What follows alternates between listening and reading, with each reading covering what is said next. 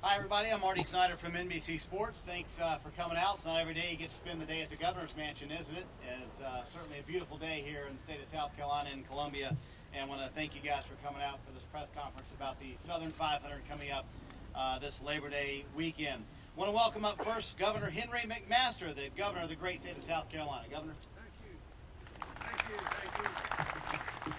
And it really is the great state of South Carolina, and of course our goal is excellence in all things, and we've achieved that in a lot of areas, most recently in athletics. As you know, we have the football champions here in the last year, and basketball for the women just recently, as well as baseball at Coastal Carolina. So we just busting with pride. And we also are very happy to be the home of the Darlington racetrack. It is a historic track. The legends that have been built on that track.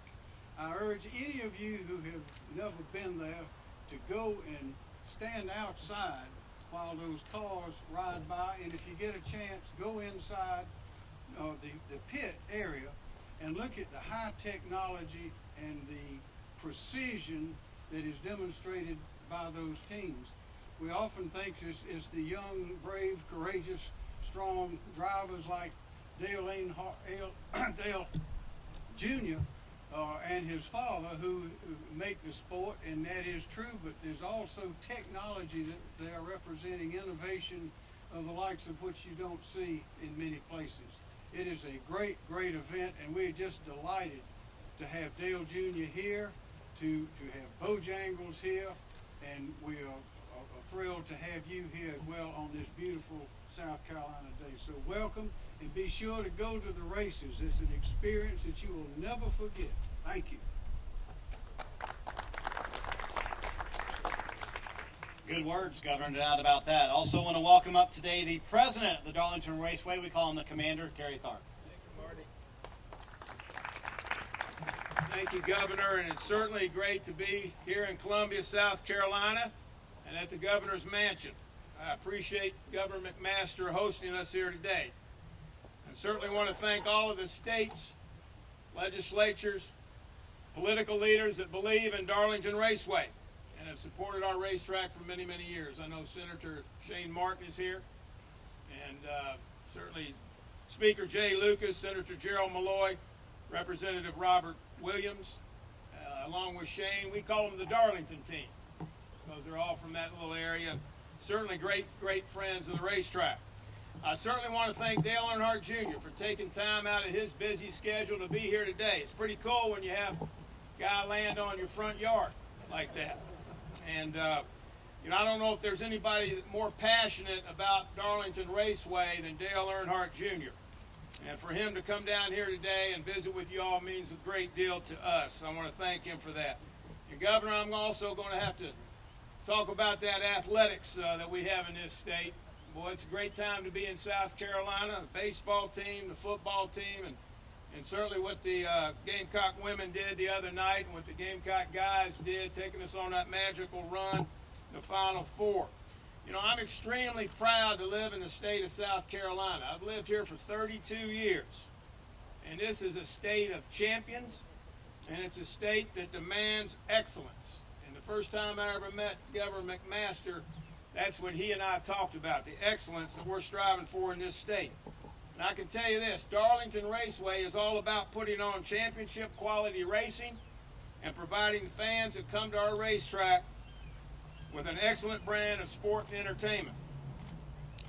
We'll be celebrating our 68th Bojangles Southern 500 this fall, and I can't thank Bojangles enough for the support that they provide. Our race on Labor Day is certainly one of the sport's crown jewels. Even Daytona 500 winner Kurt Busch said, when asked, yeah, I'd like to win Indianapolis, but I would rather win Darlington. That just tells you about our racetrack. Our throwback weekend is the official throwback weekend of NASCAR. We're going into our third year there. We look forward to that. And it's the 1985-1989 era, which is certainly a very, very popular time for the sport. You know, in my 32 years in the state of South Carolina, I've learned that I think that there are two real passions in this state that people have when it comes to sport and entertainment. That's college athletics and Darlington Raceway. And the impact that our racetrack has had on this state is enormous. An annual economic impact of $53 million in the state. And media coverage that it resulted since 2014 in almost $250 million in ad equivalency. That's a lot of ad equivalency. We're a basis of state pride. And I don't think any other sports team or organization in South Carolina has the depth of fan and tourism draw as we do at Darlington. I encourage everyone, as the governor said, to come out to our racetrack.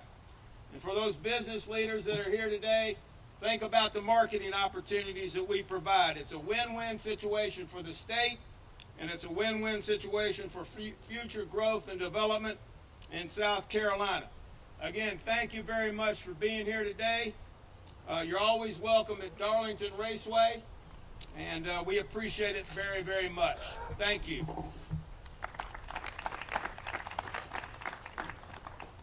All right, we're going to sit up here with Dale Jr. and ask a few questions. Ladies and gentlemen, the man who came in on the helicopter, Dale Earnhardt Jr.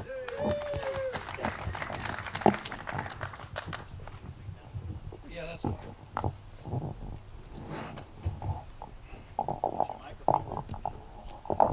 Thank you.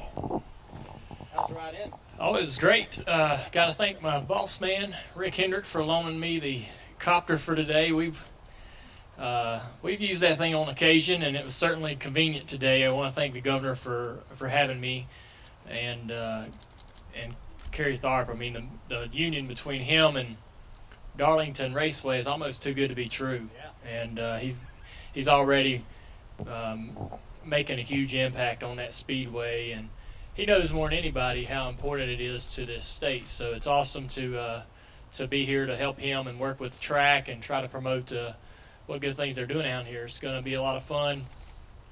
We didn't get to run last year, so I'm chomping at the bit to get back in the race car at Darlington. We went there this winter to actually get our clearance to get back in the car after the concussion last year. And I picked Darlington because it's one of the toughest racetracks. Right. It's one of the most difficult tracks physically and mentally. Probably one of the hardest tracks that we race on throughout the year. Very challenging, very technical. And everybody always told me from the very first time that I went to Darlington is you race the track. I didn't really know what that meant. We're always out there racing other guys. But if you get caught up into racing another car around there, you can get in the fence so easy there. So you have to race the track. You only go as hard as the track will allow you to go. And it's such a challenging discipline to compete there. And anytime you can get close to wins or even win a race, you feel like you've really done something. It's so technically challenging.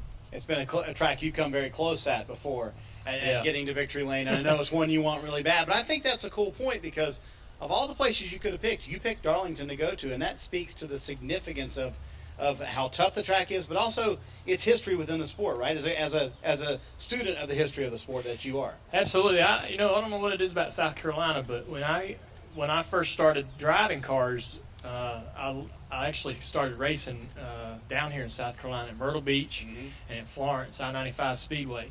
So we'd race on Saturday night at Myrtle Beach. We'd drive back to Concord or Kannapolis to swap the car out, get a different car. Or actually, we raced at Florence on Friday night and go back and swap the car out and then drive all the way to the beach and race Saturday. We did that every weekend.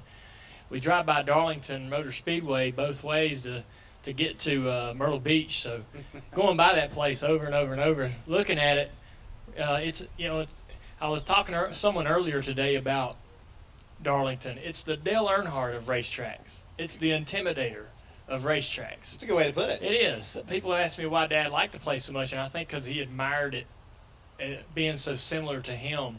It really did intimidate drivers. And just driving by it as a kid before I ever got to race here, I was nervous. If I ever got to compete there, that was going to be the toughest challenge, really, to adapt to that racetrack. It's so narrow.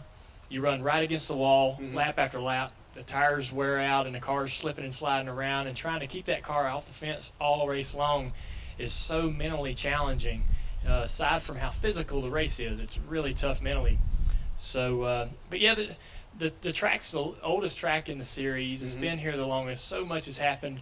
We really, this is the track where we sort of broke out of that dirt, short track bull ring mold that the sport was kind of in its early stages. This was the first big track that they built. It's went through a few evolutions. There used to only be one groove in turn 1 and 2. Yeah.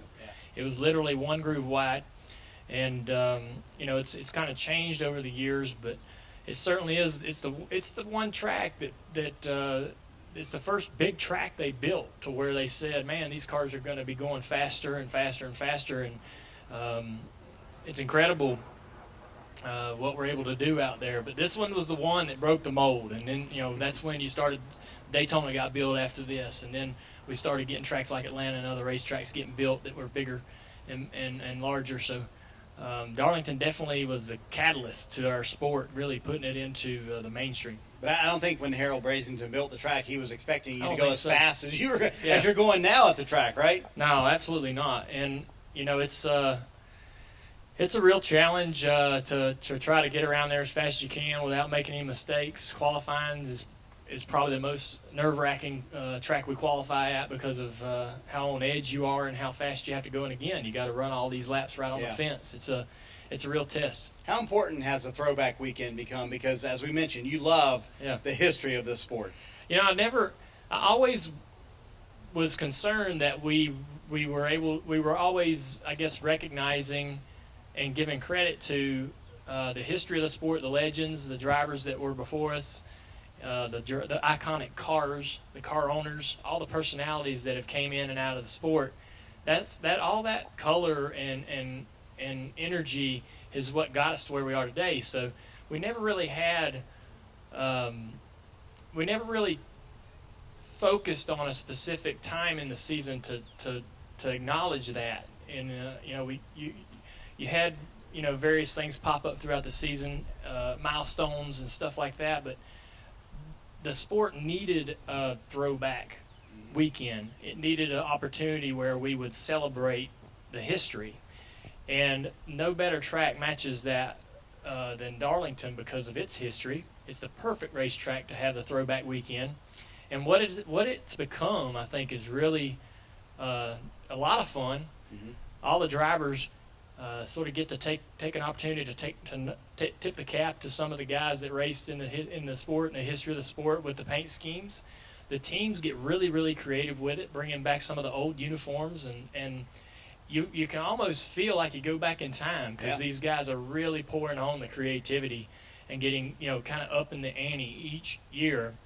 At first, this was like a 3-year plan, really, to have a throwback weekend, and I'm glad that Kerry said it's going to be here forever because this is where it belongs. And that's the one thing that Darlington can offer is us one race each year to really celebrate a lot of the history. You get all the old drivers and legends from the sport that can come around and enjoy a race, and we get to see them out on pit road, and the fans can shake their hand, the drivers can shake their hand. That's incredible to be able to see those guys. They don't get out to the tracks that much, and we obviously are pulled in all kinds of different directions, so we don't get to see these fellas as much as we'd like to. So Darlington's providing that opportunity, and it's got a lot of potential. It keeps, like I say, the creativity keeps growing each year. Everybody's up in the ante each season, and it's just going to be fun seeing what it becomes. It's going to continue to evolve. And that evening has such an electric atmosphere to it. Is that the closest you feel connected to the history of the sport when you see all those guys and see all the old paint schemes, and it just feels different? It feels like a big-time event, doesn't it? It certainly is. It has more personality than just your average race weekend. And Darlington always kind of did. Everybody, a lot of people kind of tense up when Darlington would come around, but all the fans would get really excited because it was always a great race. And it's a real gritty race, really tough on the cars, really push the machines and the mechanics to the edge as well as the drivers. And so it's always had its own. It's always stood out. But this with the throwback, it certainly does have much more personality, I think. And what Kerry said that Kurt Busch touched on, he'd rather win here than Indy. It's because of not only the history, but just how hard it is. When you win at Darlington, it's no fluke. Yeah. Only talented, smart race car drivers win races here. And so you know when you win there, you put yourself in a special category of capable, true drivers, true racers. And you don't back into a win at Darlington. You have to be good, and the car's got to be great. You got the Daytona 500 trophy. You have the Martinsville clock. Is this the biggest one that's missing on the resume that you want? I think it's the one that you would take a lot of pride in, the one that you might take the most pride in because of how difficult the track is and how much talent I believe it takes to do well there, how tough it is mentally and physically that I spoke about. I think it's when you get a Darlington trophy, you're going to put that in the middle of the mantle somewhere. That's the one you're going to want people to see first when they walk into the house, and that's the one you would definitely showcase.